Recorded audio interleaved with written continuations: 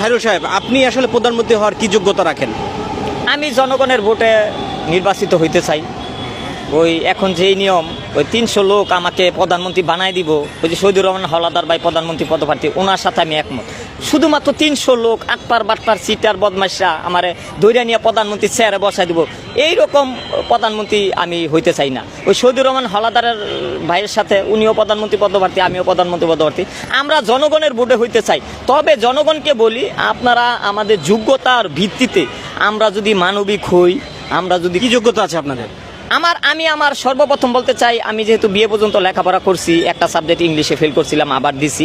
আর শহীদুর রহমান হাওলাদার ভাই BA pass, এই যে চাচা বিএ পাস, আমরা এখন আমার বিএ পাস হয়ে যাচ্ছে কিছুদিনের ভিতরে।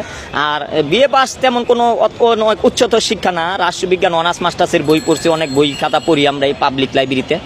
আর আমাদের কত হইলো, যেহেতু রাষ্ট্রবিজ্ঞানের লাইনে লেখাপড়া করছে আজকে 20 বছর যাবৎ, উনি 30 বছর যাবৎ, উনি 50 বছর যাবৎ, এরকম আমরা রাজনীতির গবেষণা করি। আমরা তৃণমূল থেকে গবেষণা করি, একটা মানুষের সূক্ষ্ম দুঃখ ব্যথা বেদনা এগুলো নিয়ে আমরা গবেষণা করি, তাদের জন্য কাজ করতে চাই।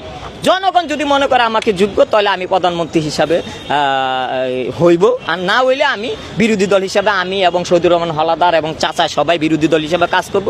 যেহেতু এখানে জনগণের একটা মঞ্চ আছে, ওইদিকে চৌকিটা বিছাইছি, আপনারা অনেক ভাইরাল করছেন, সারা বাংলাদেশ চিনে। জনগণের মঞ্চে আমরা আজকে 3 জনে আসছি। এর আগে তিনি রাষ্ট্রপতি প্রার্থী ছিলেন, এখন তিনি প্রধানমন্ত্রী প্রার্থী। আপনি প্রধানমন্ত্রী প্রার্থী হওয়ার পেছনে কারণ কি? আমি জনকল্যাণ পার্টির চেয়ারম্যান 2003 সালের মার্চ মাসের 20 তারিখ থেকে জনকল্যাণ পার্টির চেয়ারম্যান, তখন থেকে প্রধানমন্ত্রী পদপ্রার্থী ছিলাম। তারপর মাঝে দিয়ে একটা রাষ্ট্রপতি নির্বাচন করলো, গণতান্ত্রিক নির্বাচন উপহার দেওয়ার জন্য একটা গণতন্ত্রের স্বার্থে রাষ্ট্রপতি নির্বাচনে গিয়েছিলাম। আগামীতে রাষ্ট্রপতি নির্বাচন হইলেও করব, কিন্তু আমি প্রধানমন্ত্রী পদপ্রার্থী বর্তমানেও আছি, আগামীতেও থাকবো, যেহেতু আমার 300 আসনে লোক দিতে হবে।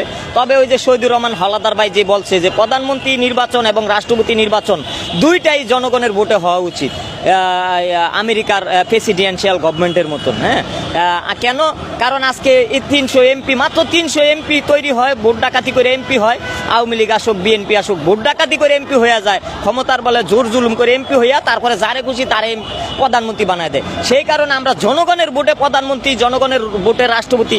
দেখেন মাঝে এই যে আমার চাচা, উনি কিন্তু একজন রাষ্ট্রপতি পদপ্রার্থী, উনি শিক্ষিত লোক, বিএ পাস, ওনাকে আমরা দিছি, এই যে চাচাকে, হ্যাঁ ওনাকে দিছি, উনি শিক্ষিত লোক। উনি যদি রাষ্ট্রপতি নির্বাচন করে, আমি প্রধানমন্ত্রী নির্বাচন করি, আমার ওই ভাই যদি প্রধানমন্ত্রী শহীদুর রহমান হাওলাদার ভাই প্রধানমন্ত্রী নির্বাচন করে, তবে প্রধানমন্ত্রী নির্বাচন হোক আর রাষ্ট্রপতি নির্বাচন হোক, দুইটাই আমরা জনগণের ভোটে, প্রত্যক্ষ ভোটে, পরোক্ষ ভোটে না, প্রেসিডেন্সিয়াল আমেরিকার প্রেসিডেন্সিয়াল গভর্নমেন্টের মতন আমরা একটা সংবিধান পরিবর্তনের মধ্যে ওইরকম